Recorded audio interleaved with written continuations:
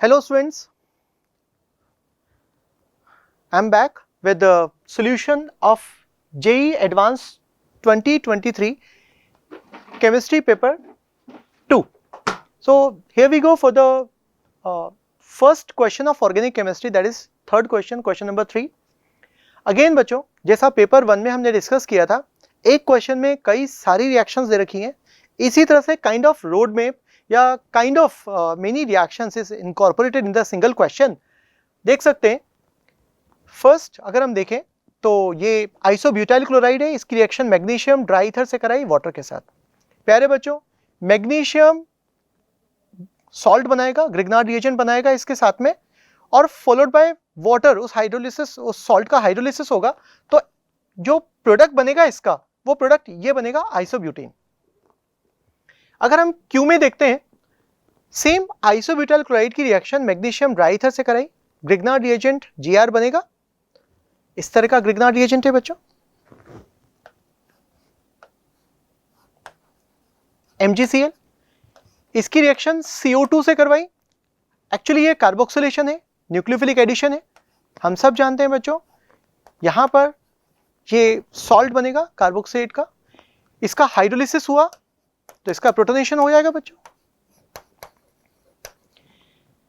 इसकी further reaction NaOH से करवाई है और इस तरह से इस कार्बोक्सिलिक एसिड का सोडियम सॉल्ट बन गया बच्चों. एज आई टोल्ड यू, कोई भी क्वेश्चन उसके ऑप्शंस के बिना कंप्लीट नहीं होता है. Options is the very much important part of the question. अगर हम देखें बच्चों तो इसके 4 ऑप्शंस हैं. Correct statement about P, Q, R and S. अगर हम ए ऑप्शन देखते हैं, P is a primary alcohol. बच्चों ये तो आइसोब्यूटेन है, प्राइमरी अल्कोहल नहीं है. सेकंड देखते हैं option Q, undergo Kolbe electrolysis to give an 8 carbon product. बच्चों ये Q sodium salt of carboxylic acid था Q. अगर मैं इसका कॉल्बे इलेक्ट्रोलाइटिक सिंथेसिस करवाता हूं तो हम जानते हैं इसका डीकार्बोक्सिलेशन होगा फ्री रेडिकल मैकेनिज्म के थ्रू, कपलिंग होती है बच्चों. तो अगर हम इस पार्ट को यहां से डिटेच करते हैं, फ्री रेडिकल बनाते हैं, आइसोब्यूटाइल रेडिकल, और उसकी कपलिंग करते हैं, तो एक्चुअली यही तो प्रोडक्ट बनेगा बच्चों. और इसमें अगर हम देखें तो 3, 3, 6, 7, 8 कार्बन है. तो हमारा जो ऑप्शन है बी वो सही है. सी ऑप्शन अगर हम देखें, आर बनाना है हमारे को. बच्चों ये सिंगल करेक्ट था, only one option is correct वाला क्वेश्चन था. तो जब हमें बी ऑप्शन मिल गया तो हम सी और डी पे नहीं जा, हमें वहां एग्जाम में नहीं जाना चाहिए. आप गए भी नहीं होंगे, फिर भी for the sake of knowledge हम देखते हैं. R has 6 carbon and it undergo Cannizzaro reaction. प्यारे बच्चों, आइसोब्यूटाइल रिएक्शन, आइसोब्यूटाइल क्लोराइड की रिएक्शन मैग्नीशियम से करवाइए, ग्रिग्नार्ड रिएजेंट बना दिया. तो ग्रिग्नार्ड रिएजेंट कुछ इस तरह का बनेगा. I am talking about this R reaction. ये आर रिएक्शन है बच्चों. ये जो P वाला पार्ट था वो जो हमने बनाया था, ये सॉल्यूशन में Q वाला पार्ट दे रखा है जिसको एलेबोरेशन करके हमने बताया बच्चों. हम देख सकते हैं जो थर्ड रिएक्शन है जिसमें R प्रोडक्ट बन रहा है, ग्रिग्नार्ड रिएजेंट बना इस तरह से. और अब ये ग्रिग्नार्ड रिएजेंट इस कार्बन पर न्यूक्लियोफिलिसिटी है, ये एसिटाल्डिहाइड पर न्यूक्लियोफिलिक एडिशन करेगा. ग्रिग्नार्ड रिएजेंट इस तरह से इस एसिटाल्डिहाइड पर न्यूक्लियोफिलिक एडिशन करेगा और ये अल्कोहल बनाएगा. बच्चों मैंने अभी बताया था आपको, फॉर्मेल्डिहाइड के अलावा सारे एल्डिहाइड ग्रिग्नार्ड रिएजेंट से सेकेंडरी अल्कोहल बनाते हैं, कीटोन्स टर्शियरी अल्कोहल बनाते हैं. तो ये एल्डिहाइड है, सेकेंडरी अल्कोहल बनाएगा, ये बन गया सेकेंडरी अल्कोहल. अगर हम इसको लिखेंगे इसके प्रोडक्ट को तो ये रहा. CrO3 ऑक्सीडाइजिंग एजेंट है बच्चों. ये प्राइमरी अल्कोहल से प्राइमरी अल्कोहल से कार्बोक्सिलिक एसिड बनाता है, सेकेंडरी अल्कोहल से कीटोन बनाता है. तो देखिए सेकेंडरी अल्कोहल को CrO3 ने इस कीटोन में कन्वर्ट कर दिया. ये R है. ऑप्शन में दिया हुआ है कि R कैनिजारो रिएक्शन देता है. बच्चों कैनिजारो रिएक्शन देने के लिए एल्डिहाइड चाहिए विद नो अल्फा हाइड्रोजन. केवल वही एल्डिहाइड कैनिजारो रिएक्शन देंगे जिनमें अल्फा हाइड्रोजन नहीं है.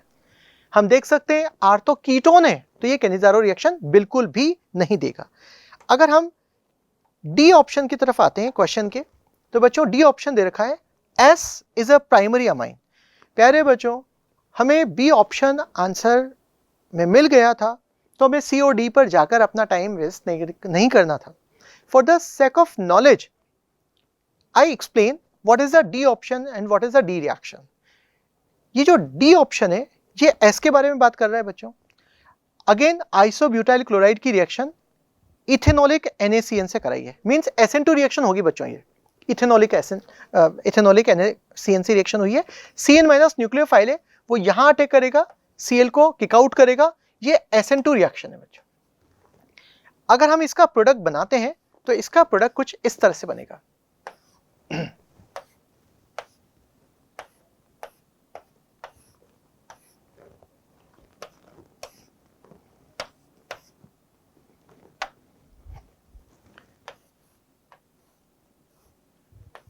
CN है, H2NI बच्चों CN को CH2NH2 में कन्वर्ट कर देता है. यहां CH2NH2 बन गया. ये 1 डिग्री अमाइन है बच्चों. क्लोरोफॉर्म KOH से हॉफमैन्स कार्बोलामाइन रिएक्शन है, नेम रिएक्शन है बच्चों. ये हॉफमैन कार्बोलामाइन रिएक्शन. तो अगर मैं थर्ड रिएजेंट से इसकी रिएक्शन कराता हूं तो इसका जो प्रोडक्ट बनेगा बच्चों वो बनेगा CH2N ट्रिपल बॉन्ड C. इसे बोलते हैं कार्बोलामाइन फंक्शनल ग्रुप या आइसोसाइनाइड फंक्शनल ग्रुप. और अब इसकी रिएक्शन लिथियम एल्यूमिनियम हाइड्राइड से कराई. प्यारे बच्चों, हम सब जानते हैं नाइट्राइल की रिएक्शन अगर हम लिथियम एल्यूमिनियम हाइड्राइड से कराते तो CH2NH2 मिलता. आइसोसाइनाइड की रिएक्शन अगर हम लिथियम एल्यूमिनियम हाइड्राइड से कराते हैं तो इससे जो प्रोडक्ट मिलेगा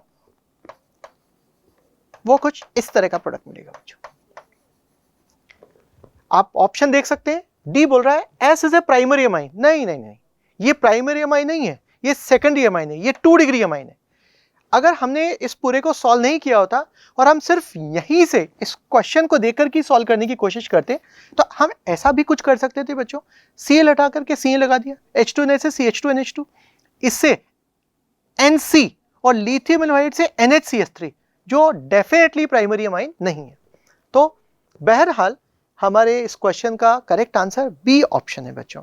अगर हम इसका सॉल्यूशन देखना चाहें तो हमारे पास में इसका पूरा सॉल्यूशन लिया हुआ है बच्चों. मैकेनिज्म को हमने एलेबरेट करके इसलिए नहीं लिखा क्योंकि ये पूरा का पूरा पेपर मैकेनिज्म बेस्ड था ही नहीं. इस पूरे के पूरे पेपर को हमें स्मार्ट तरीके से सॉल्व करना था बच्चों. So let's come to the next question. Okay, let's come to the next question बच्चों. This is it comes from biomolecule बच्चों. This question is taken from NCERT 12th class. Biomolecule में carbohydrate एक chapter है NCERT के अंदर जिसमें एक structure दी हुई है और इस क्वेश्चन का वही आंसर है बच्चों. Let's read the question. ये बोल रहा है अ डाइसैकेराइड X, कोई डाइसैकेराइड है X, that can not be oxidised by bromine water, जो ब्रोमीन वाटर से ऑक्सीडाइज नहीं होता, कोई डाइसैकेराइड है. प्यारे बच्चों, मैं आपको इससे पहले थोड़ा सा कार्बोहाइड्रेट की रिएक्शन के बारे में बता देता हूं. ब्रोमीन वाटर से केवल वही शुगर, वही कार्बोहाइड्रेट, चाहे मोनोसेकेराइड हो या डाइसैकेराइड हो या ट्राइसैकेराइड हो, केवल वही कार्बोहाइड्रेट ब्रोमीन वाटर से ऑक्सीडाइज होते हैं या ब्रोमीन वाटर के रेड ब्राउन कलर को डीकलराइज करते हैं जिनमें एनोमेरिक कार्बन पर H और OH होता है. बच्चों, एनोमेरिक कार्बन क्या होता है? एनोमेरिक कार्बन का मतलब होता है ऐसा साइक्लिक कार्बन जिस पर जो 2 ऑक्सीजन से जुड़ा हुआ है. 2 ऑक्सीजन से, ये कार्बन 2 ऑक्सीजन से जुड़ा हुआ है. जरा देखिए, कार्बन जो 2 ऑक्सीजन से जुड़ा हुआ है, that is called anomeric carbon. प्यारे बच्चों, अगर हम एनोमेरिक कार्बन पर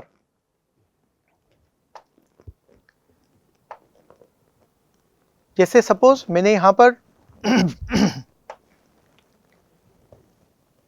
पर एक ग्लूकोज का स्ट्रक्चर लिखा है बच्चों. हम देख सकते हैं एनोमेरिक कार्बन पर यहां पर OH है. मैं आपको यह बताना चाहता हूं कि किसी भी कार्बोहाइड्रेट में एनोमेरिक कार्बन पर H और OH होने से वो ब्रोमीन वाटर को या टॉलेंस को कैसे रिस्पॉन्ड कर लेता है. अगर हमने, जैसे मैंने यहां पर लिया है, ये स्ट्रक्चर है बच्चों अल्फा D प्लस ग्लूकोज का या ग्लूकोपाइरेनोज का. वाटर में या एसिडिक वाटर में या डाइल्यूट मिनरल एसिड में अगर मैं इसको डालता हूं तो इसमें रिंग ओपन हो जाएगी. वाटर इस H को लिया, ये बॉन्ड इस तरह से शिफ्ट हुआ और रिंग ओपन हो गई. बच्चों, अगर हम देखें तो this anomeric carbon is regarded number 1, is marked number 1, 2, 3, 4, 5 and 6। ये आफ्टर द रिंग ओपनिंग ये बच्चों ये एल्डिहाइड बन जाता है। ये कार्बन है, ये हाइड्रोजन और यहाँ डबल बॉन्ड हो जाएगा, ये CHO है। इससे नेक्स्ट कार्बन, सेकंड कार्बन, ये 1, ये 2, ये 3, ये 4, ये 5 एंड ये 6। इस तरह से मैंने लिख दिया। तो जरा देखिए बच्चों, क्योंकि एनोमेरिक कार्बन पर OH था, रिंग ओपन हुई और रिंग ओपन होकर के इसने फंक्शन रूप दिया CHO। और हम जानते हैं बच्चों जो एल्डिहाइड है वो ब्रोमीन वाटर से इस तरह से कार्बोक्सिलिक एसिड में ऑक्सीडाइज हो जाता है। बच्चों ब्रोमीन वाटर अगर देखा जाए तो इस तरह से रिएक्शन करता है। बहुत स्मॉल अमाउंट में रिएक्शन होती है बच्चों, लेकिन होती ऐसी ही है। तो ये बनाएगा HOBr plus HBr. HOBr is oxidizing agent. This nascent oxygen, this HOBr oxidize CHO into COH और साथ में इसका बाय प्रोडक्ट बन रहा है HBr. So इस तरह से एनोमेरिक कार्बन पर अगर H और OH है तो वो ब्रोमीन वाटर या टॉलेंस या फेलिंग के साथ में इस तरह से रिस्पॉन्ड करते हैं। तो आते हैं हम अपने क्वेश्चन पर बच्चों। Disaccharide that can not be oxidised by bromine water. अगर हम ए ऑप्शन को देखें तो इसमें किसी भी एनोमेरिक कार्बन पर OH नहीं है, तो ये ब्रोमीन वाटर को रिस्पॉन्ड नहीं करेगी, ब्रोमीन वाटर से ऑक्सीडाइज नहीं होगी। बी ऑप्शन में देखें तो एनोमेरिक कार्बन पर OH है, तो बच्चों ये वाली जो रिंग है, जैसा मैंने अभी लास्ट में बताया था, ये वाली रिंग ओपन हो जाएगी, फ्री CHO ग्रुप देगी और वो free CHO group bromine water से कार्बोक्सिलिक एसिड में ऑक्सीडाइज हो जाएगा। सो हमारा बी ऑप्शन गलत हो जाएगा। सी में अगर हम देखें तो अगेन एनोमेरिक कार्बन पर OH है, रिंग ओपन होगी, CHO देगा, CHO ब्रोमीन वाटर से ऑक्सीडाइज हो जाएगा। सी ऑप्शन भी गलत हो जाएगा। डी ऑप्शन देखते हैं तो बच्चों यहाँ पे एनोमेरिक कार्बन तो है, लेकिन यहाँ दो एनोमेरिक कार्बन है, लेकिन किसी भी एनोमेरिक कार्बन पर OH ग्रुप नहीं है। तो ये डी ऑप्शन भी ब्रोमीन वाटर से रिस्पॉन्ड नहीं करेगा। सो हमारे को ए और डी में से राइट आंसर को पिक करना है। तो आगे क्वेश्चन का जो नेक्स्ट पार्ट है वो हमारी हेल्प करेगा।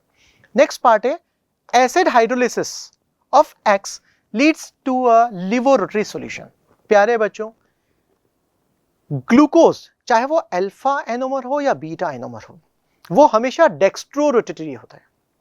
हेक्सोज शुगर में जो हमारे सिलेबस में है, केवल फ्रक्टोज शुगर है जो लीवो रोटेटरी होती है। ये जो ए ऑप्शन है बच्चों, ये कुछ और नहीं है, स्यूक्रोज है, एनसीईआरटी में मेंशन्ड है ये। इसका फर्स्ट वाला पार्ट ये अल्फा डी ग्लूकोज है, सेकंड वाला पार्ट बीटा डी फ्रक्टोज है। और अगर हम इसके हाइड्रोलिसिस को देखें तो बच्चों फ्रक्टोज के हाइड्रोलिसिस से 1 मोल ग्लूकोज मिलेगा अल्फा ग्लूकोज और 1 मोल मिलेगा बीटा फ्रक्टोज। ये लीवो रोटेटरी है और ये जो अल्फा डी प्लस ग्लूकोज है ये ग्लूकोपाइरेनोज और ये फ्रक्टोपाइरेनोज है बच्चों, मैं शॉर्ट में ग्लूकोज लिख रहा हूं। ये डेक्स्ट्रोरोटरी है, ये 1 मोल मिलेगा, ये 1 मोल मिलेगा। अगर हम इस ग्लूकोज सॉल्यूशन के स्पेसिफिक रोटेशन को देखें तो समवेयर अराउंड 52.5 आता है। फ्रक्टोज सॉल्यूशन का स्पेसिफिक रोटेशन देखें तो वो समवेयर अराउंड -92 डिग्री आता है।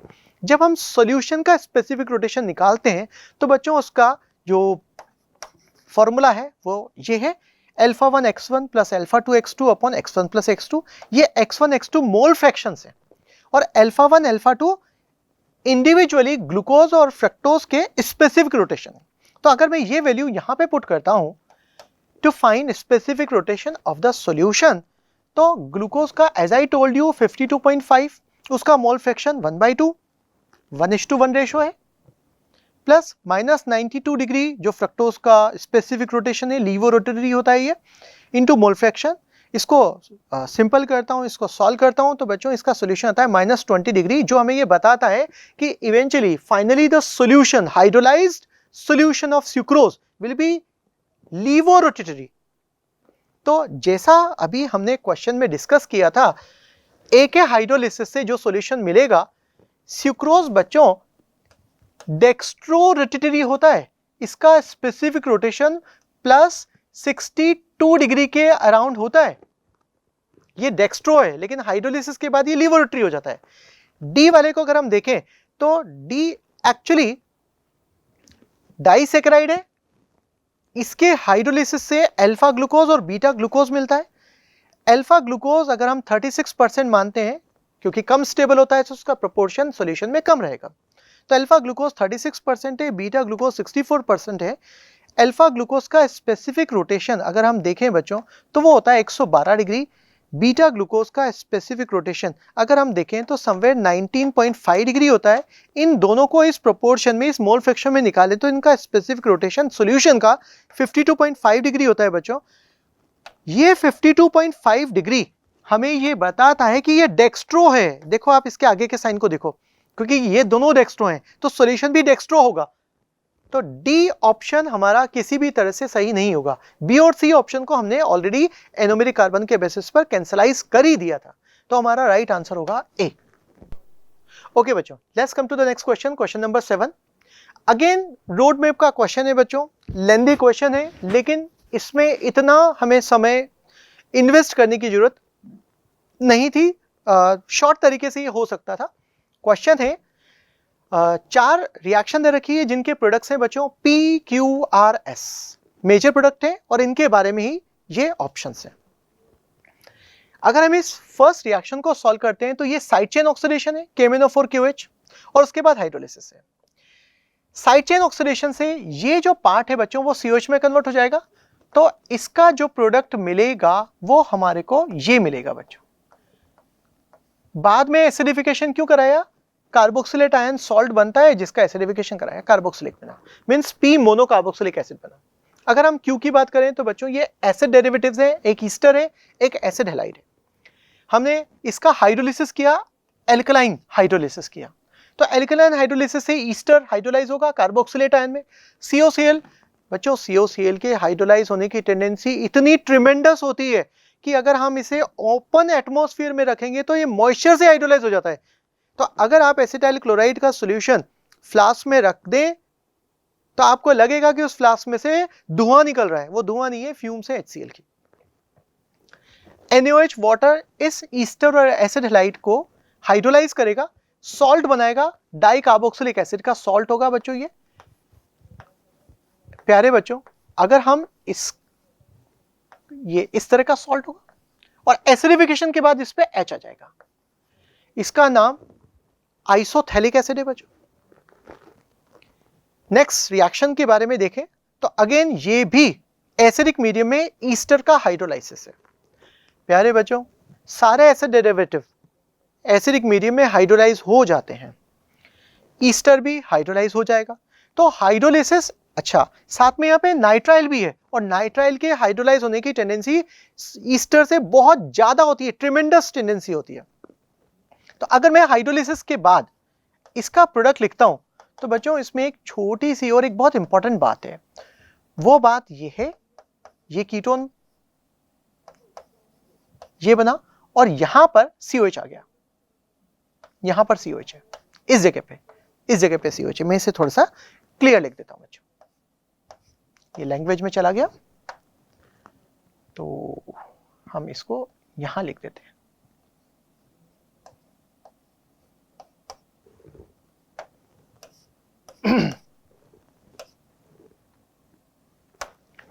बच्चों मैं यहां लिख देता हूं, इट वुड बी बेटर।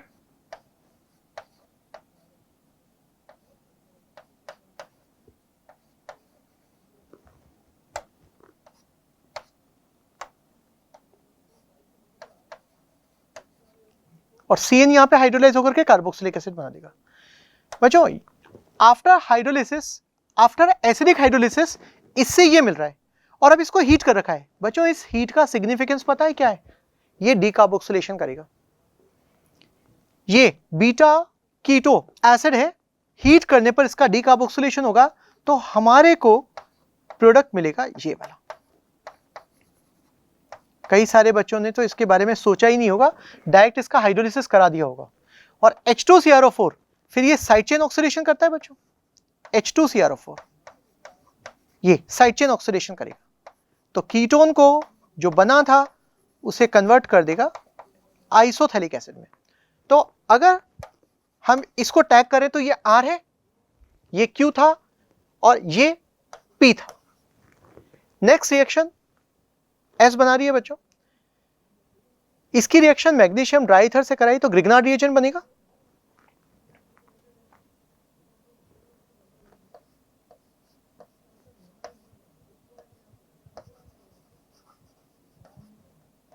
बच्चों ये जो कंपाउंड है ये एसिटल है।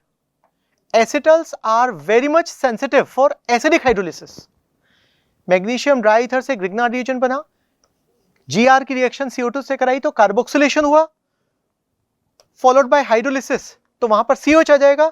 तो बच्चों फर्स्ट और सेकंड रिएक्शन का जो प्रोडक्ट मिलेगा ग्रिग्नार्ड रिएजेंट का कार्बोक्सिलेशन फॉलोड बाय एसिडिफिकेशन, तो यहां पर बच्चों COH ग्रुप आ जाएगा इवेंचुअली। अगर हम इस कंपाउंड की रिएक्शन, अच्छा एक बात और है बच्चों, जब हमने यहां पर इस कार्बोक्सिलेशन के बाद जो सॉल्ट बनाया था इसका हाइड्रोलिसिस कराया था, तो ये हाइड्रोलिसिस इस सॉल्ट का भी होगा और साथ में एसिटल का भी होगा।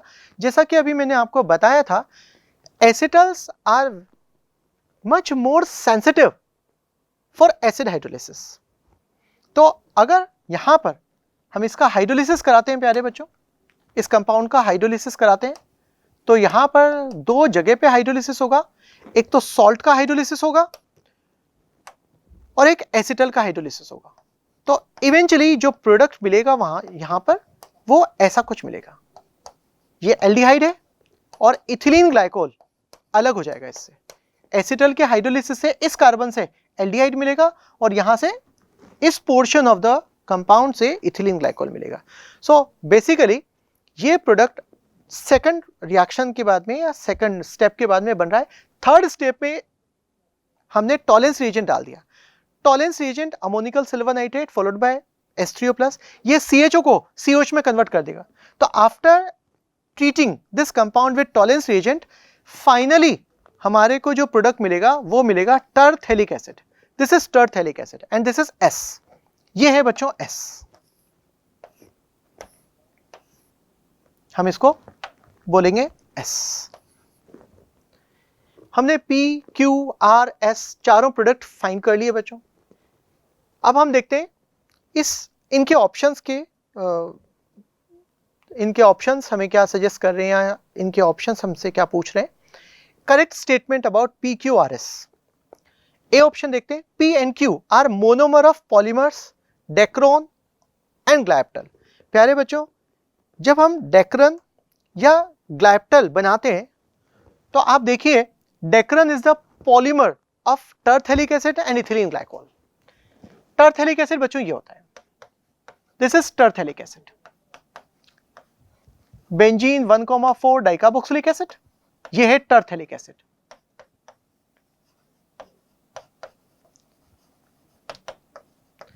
जब टरथेलिक एसिड का कंडेंसेशन करते हैं इथिलीन ग्लाइकोल से तो स्टीरिफिकेशन होता है बच्चों, लार्ज अमाउंट में स्टीरिफिकेशन होता है और एक पॉलीस्टर बनता है। इस पॉलीस्टर को बोलते हैं पॉलीस्टर, इस पॉलीस्टर को बोलते हैं बच्चों डेक्रोन या फिर टेरिलीन। फाइबर है टेरिलीन। अगर हम थैलिक एसिड की रिएक्शन इथिलीन ग्लाइकोल से कराते हैं बच्चों, ये होता है थैलिक एसिड। थैलिक एसिड की रिएक्शन हमने इथिलीन ग्लाइकोल से कराई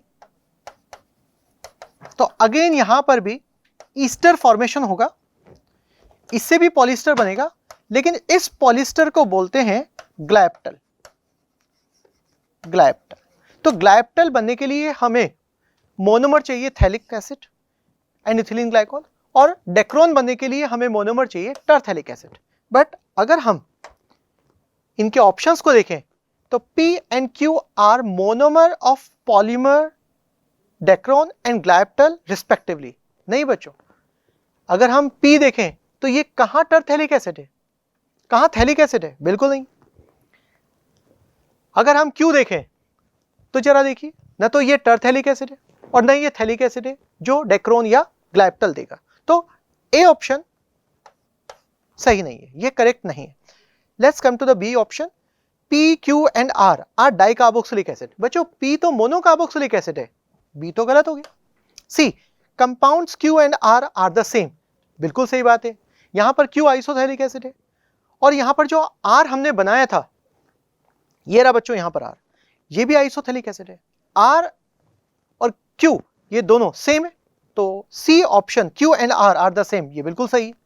अगर हम D ऑप्शन की बात करें, R does not undergo aldol condensation. बच्चों R डाइकार्बोक्सिलिक एसिड है, इसका कुछ लेना देना नहीं है एल्डोल कंडेंसेशन से। एल्डोल कंडेंसेशन के लिए कार्बोनाइल कंपाउंड चाहिए विद अल्फा हाइड्रोजन।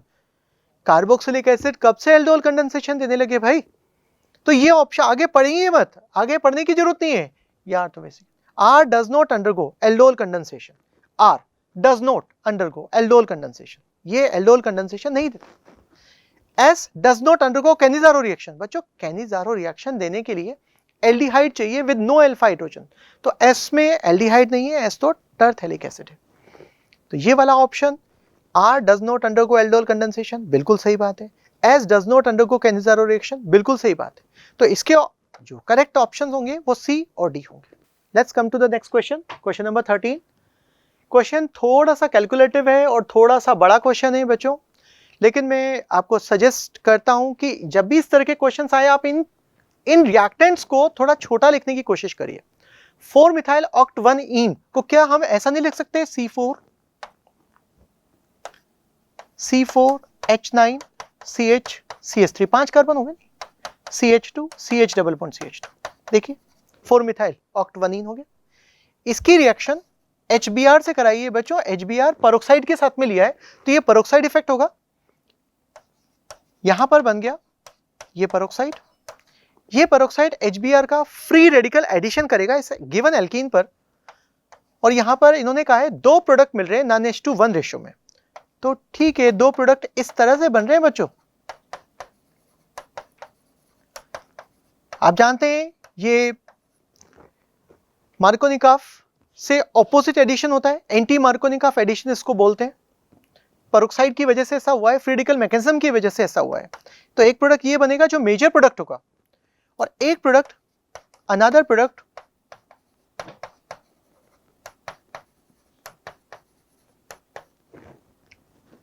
जो माइनर प्रोडक्ट होगा, और मार्कोनिकॉफ के अकॉर्डिंग होगा बच्चों को।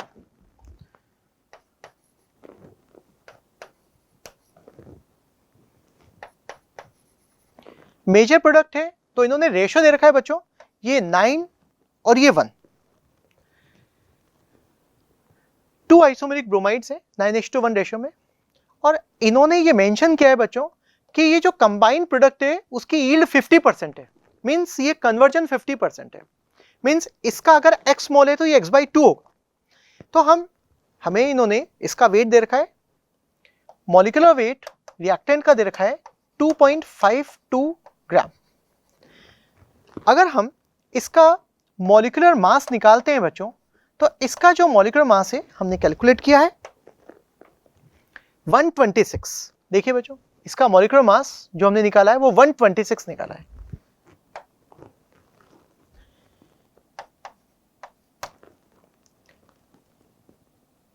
अगर हम इसके मोल्स निकालते हैं तो वेट अपॉन मॉलिक्यूलर मास ये देगा मोल्स, तो इसके बच्चों मोल्स होंगे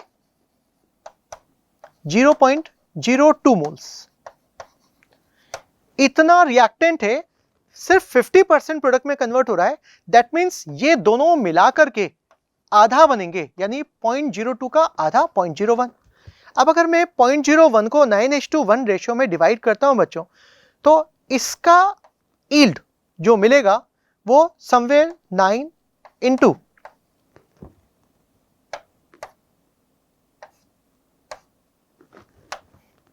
इसका अगर मैं यील्ड निकालता हूं बच्चों तो वो मिलेगा 0.01 इंटू 9/10। 9:1 में डिवाइड कर रहा हूं तो ये हो जाएगा 0.009। इसका यील्ड अगर मुझे चाहिए तो वो होगा 0.01 इंटू 1/10। तो बच्चों ये मिल जाएगा हमें 0.001, कुछ ये मिलेगा बच्चों।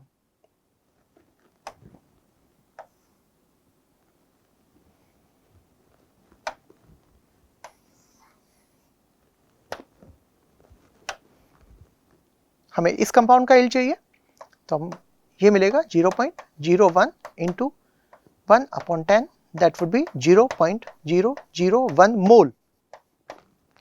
ये 0.009। अगर हम आगे देखते हैं बच्चों, primary alkyl halide means major product was reacted with appropriate amount of diethylamine। बच्चों डाइथाइलामाइन सेकेंडरी अमाइन से इस 1 डिग्री हैलाइड की रिएक्शन करा रखी है, SN2 रिएक्शन होगी एक्चुअली है। तो अगर हम इसके SN2 रिएक्शन को देखते हैं तो बच्चों ये ऐसा कुछ होगा।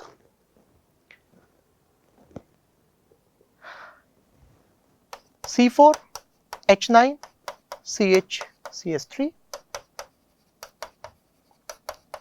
ये मेजर प्रोडक्ट था। डाइथाइलामाइन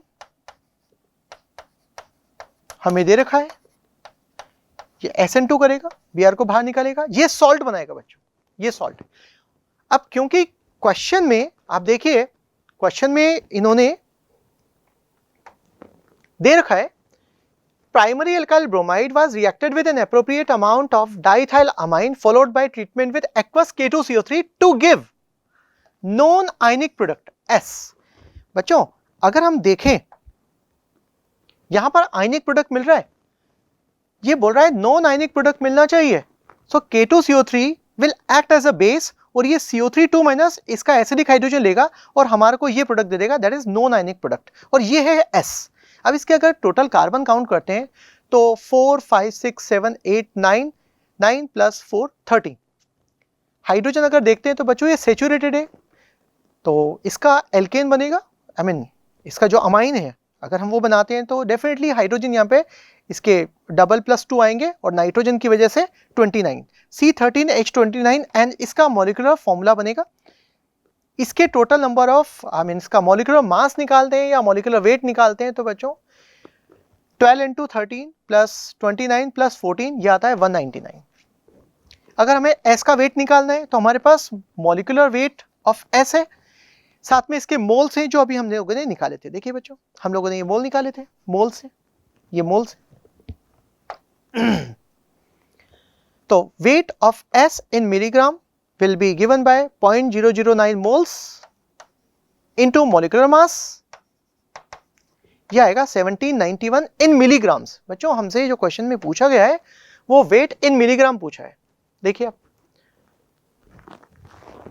the mass in milligram of S obtained is, तो वो आंसर आएगा बच्चों 1791। थोड़ा सा कैलकुलेटिव था लेकिन इतना भी कैलकुलेटिव नहीं था।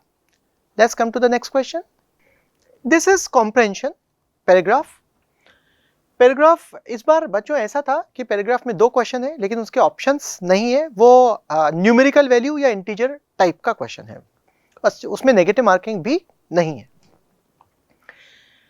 पढ़ते हैं बच्चों। A trinitro compound 135 tris 4 nitrophenyl benzene means बच्चों हमारे को क्या करना है, बेंजीन लिखना है और उसके अबाउट 4 नाइट्रोफिनाइल लिखना है 135 पोजीशन पर।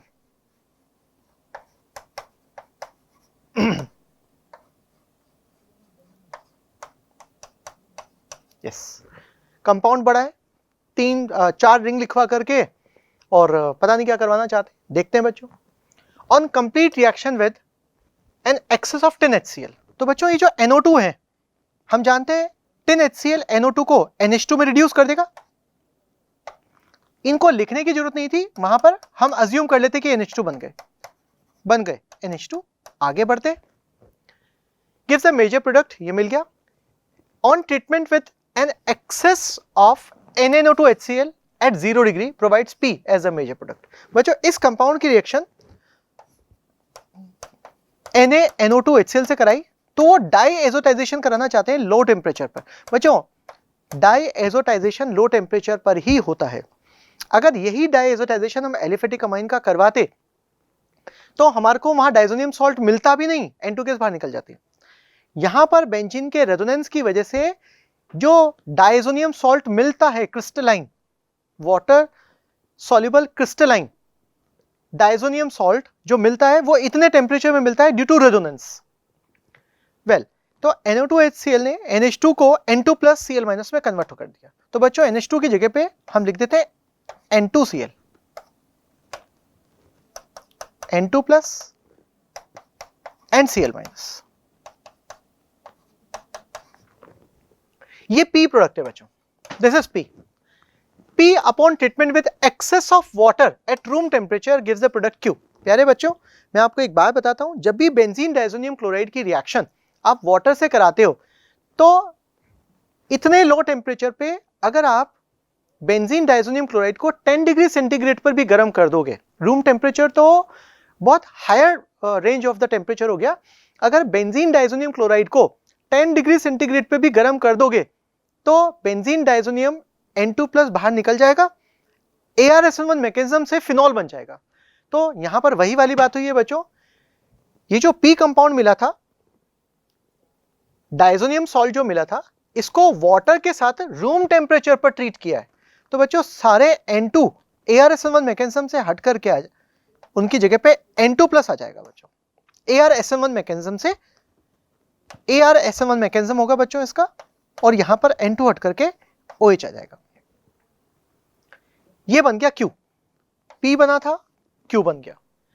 Bromination of Q in aqueous medium, बच्चों फिनोल एक्वस मीडियम में या एल्कलाइन मीडियम में डिसोसिएशन आयोनाइजेशन की वजह से हाईली एक्टिवेटेड बेंजीन रिंग रखता है, जिसके ब्रोमिनेशन से एक्सेसिव ब्रोमिनेशन होता है और व्हाइट पीपीटी बनता है।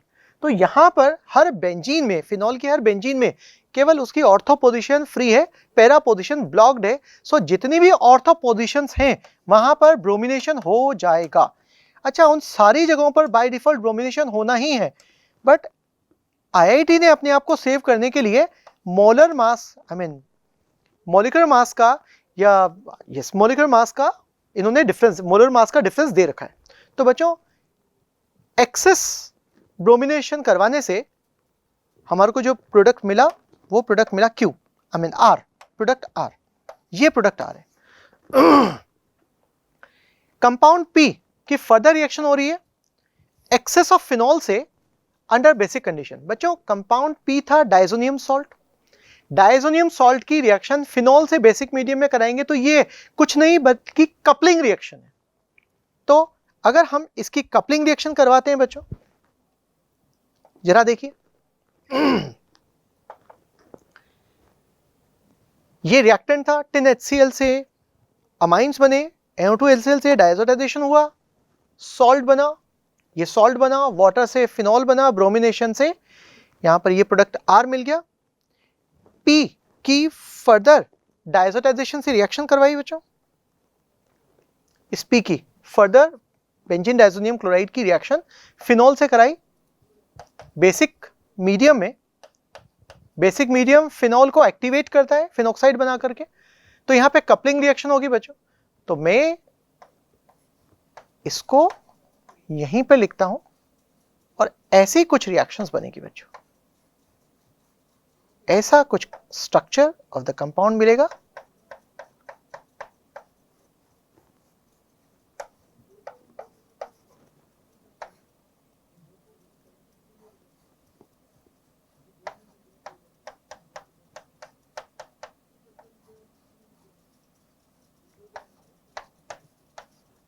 एंड सेम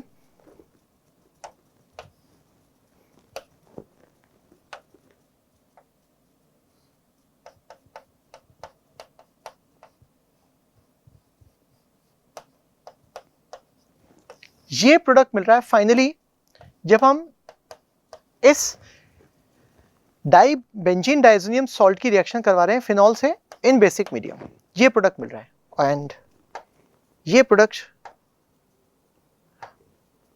हमें मिला S, ये प्रोडक्ट S है। आगे क्वेश्चन देखते हैं। Molar mass difference between compound S, compound Q and R is 474 ग्राम पर मोल एंड P और S के बीच में मोलर मास का डिफरेंस 172 है। क्या इन वैल्यूज की क्वेश्चन में जरूरत है, ये देख लेते हैं बच्चों। मैंने आपको P बताया, Q बताया, R बताया और S बताया। अब हम देखते हैं बच्चों कि हमसे क्वेश्चन में क्या पूछना चाह रहा है। The number of heteroatoms, heteroatoms का मतलब होता है atom other than carbon and hydrogen in the structure. The number of heteroatom present in one molecule of R is, बच्चों हमने जो यहां पर कंपाउंड बनाया था ये R, इसमें हेटेरोएटम अगर हमें गिनने हैं तो जरा देखिए आप, ऑक्सीजन और Br है, एक यूनिट में 3 है, तो यहां पर इस तरह की 3 यूनिट है, तो हेटेरोएटम 9 आ जाएंगे। तो नंबर ऑफ हेटेरोएटम्स 9 हो गए, इसका करेक्ट आंसर 9 होगा। नेक्स्ट क्वेश्चन में अगर हम देखते हैं,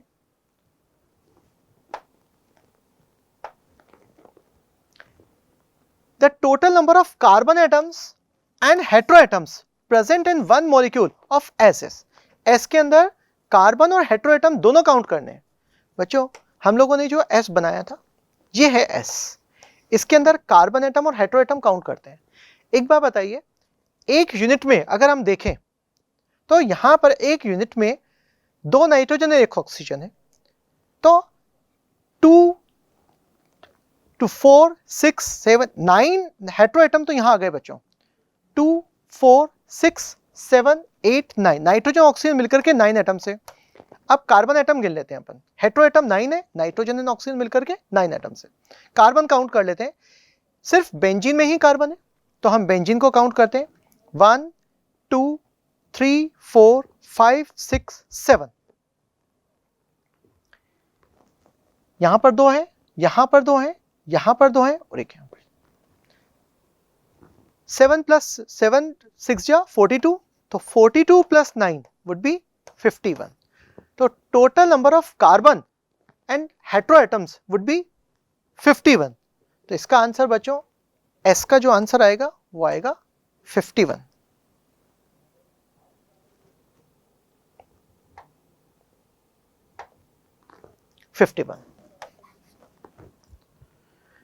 आई होप बच्चों आप लोगों को हमारे क्वेश्चंस एंड सॉल्यूशंस हेल्प करेंगे और एक पीस ऑफ माइंड देंगे आपको। I wish you all the very best. Good luck बच्चों।